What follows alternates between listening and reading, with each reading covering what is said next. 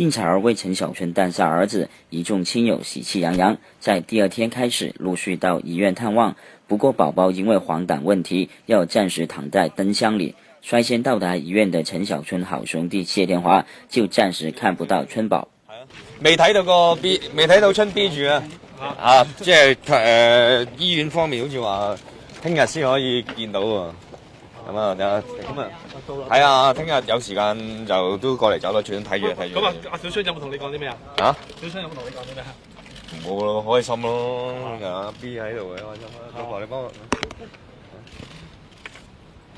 OK， 係咁即係話，即係自己會唔會都好戥佢開心，自己都好恨嚇爹哋咁樣。唔係，我真係戥佢開心，因為你睇到啊，見到阿小春啊，心底裏笑出嚟都笑唔啊，真係。但係自己會唔會都好恨？希望自己有啲咩生仔秘方，佢介紹到俾你㗎嘛？秘方啊，我唔知喎，冇問佢啫。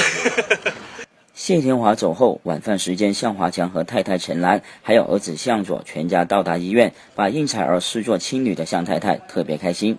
反而係戥佢開心咯，同埋係提早咗。提早咗。啱啱好咁巧，7月1號。係。係。佢話知唔知佢依家心情點樣啊？係咪好興奮啊？你有冇同佢傾過電話咁樣？冇。佢傾過電話。要係咯，我諗住嚟先同佢傾咯。係。應該係好興奮㗎。係有冇啲咩教仔心得可以教俾阿丁丁同埋阿小春啊？慢慢傾。我諗佢哋都做得好多功課嘅，兩個識㗎啦。搜狐視頻娛樂播報，香港報道。